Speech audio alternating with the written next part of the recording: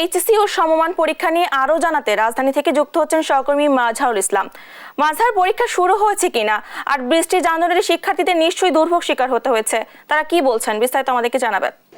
ডানা, আপনাকে ধন্যবাদ। আপনি যেমনটা বলছিলেন যে আজকে কিন্তু অর্থাৎ 30 জুন এইচএসসি এবং সমমানের পরীক্ষা 2024 শুরু হয়েছে এবং আপনি যেমনটা বলছিলেন যে সকাল থেকে বৃষ্টি হওয়ার কারণে কিন্তু শিক্ষার্থী এবং অভিভাবক যারা পরীক্ষার কেন্দ্রে আসছেন তাদেরকে কিন্তু দুর্ভোগে পড়তে হয়েছে।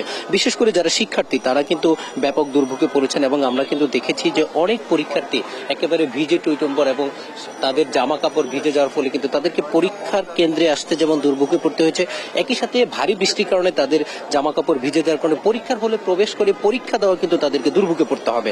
এবং আপনি জানেন যে এই বছর 14,51,790 জন পরীক্ষার্থী পরীক্ষা দিচ্ছে এবং রাজধানী ঢাকার কেন্দ্রগুলোতে কিন্তু বলা হয়েছিল যে 30 মিনিট আগেই অর্থাৎ যারা পরীক্ষার্থী দিবেন তারা যেন পরীক্ষার কেন্দ্রে প্রবেশ করেন। আপনি জানেন যে রাজধানী ঢাকার যানজটের কথা চিন্তা করে যারা শিক্ষার্থী এবং অভিভাবক যারা আছেন তারা কিন্তু অনেক আগে বের হয়েছিলেন এবং বৃষ্টির ফলে কিন্তু তাদেরকে দুর্ভোগে পড়তে হয়েছে এবং তারা বলছেন যে অনেকে হেঁটে আসতে হয়েছে এবং বৃষ্টির সাথে যোগ হয়েছিল কিন্তু যানজট। যদিও ট্রাফিক বিভাগ বলেছিল তারা যানজট নিরসনে কাজ করবে, কিন্তু এত বেশি বৃষ্টি হওয়ার কারণে কিন্তু রাজধানীর সড়ক মহাসড়কগুলোতে ব্যাপক যানজট ছিল এবং বিশেষ করে কিন্তু আমরা প্রধান সড়কগুলোতে যে পরিমাণ রিক্সা দেখেছি এই রিক্সার ফলশ্রুতিতে কিন্তু যারা পরীক্ষা দিতে আসছেন তাদেরকে দুর্ভোগে পড়তে হয়েছে।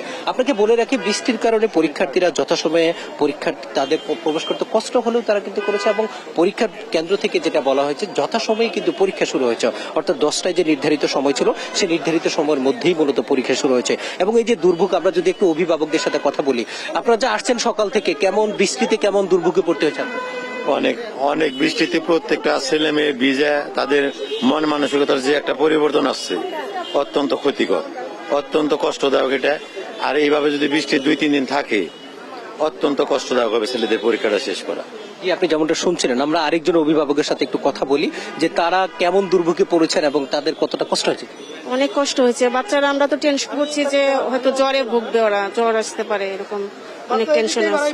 আপনারা যেমন শুনছিলেন যে অভিভাবকরা কিন্তু উদ্বিগ্ন যে এই বৃষ্টিতে ভিজে পরবর্তী যে পরীক্ষাগুলো আছে তাতে শিক্ষার্থীদের জ্বর আসে কিনা বা তারা অসুস্থ হয়ে পড়েন কিনা, এই বিষয়টা কিন্তু শিক্ষার্থীদেরকে ভোগাচ্ছে এবং এই অভিভাবকদের ভোগাচ্ছে এবং তারা টেনশন করছেন। আমরা যদি আরেকজন অভিভাবকের সাথে একটু কথা বলি, সকাল থেকে পরিবেশটা কেমন ছিল বা এখন তো পরীক্ষা শুরু হয়েছে, কেমন?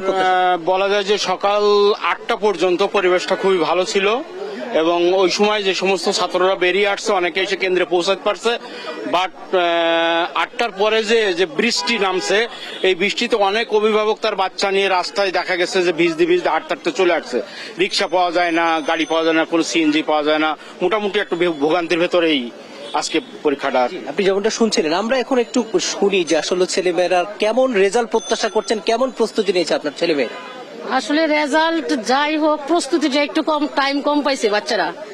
যেখানে 2 বছরের কোর্স ওইখানে ওরা 1 ফেব্রুয়ারিতে নটরডেমে যারা ক্লাস পাইছে 1 ফেব্রুয়ারিতে ক্লাস হয়ে আর 1 ফেব্রুয়ারি ক্লাস সাসপেন্ড হয়েছে, এর মধ্যে বন্ধ গেছে, রোজা পূজা সবকিছু বন্ধ গেছে। রাজনৈতিক কারণেও কিছু সমস্যা হচ্ছে। ক্লাস সেকেন্ড ইয়ারের দিকে ক্লাসটা একটু টানে দৌড়াইতেই হয়েছে বাচ্চাদের, একটু হিমশিমি খাইছে।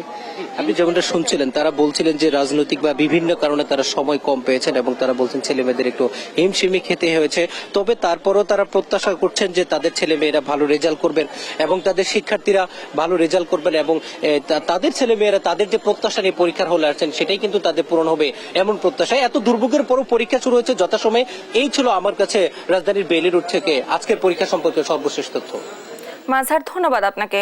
রাজধানী বেইলি রোড থেকে আমাদের সঙ্গে সরাসরি যুক্ত ছিলেন আমাদের সহকর্মী।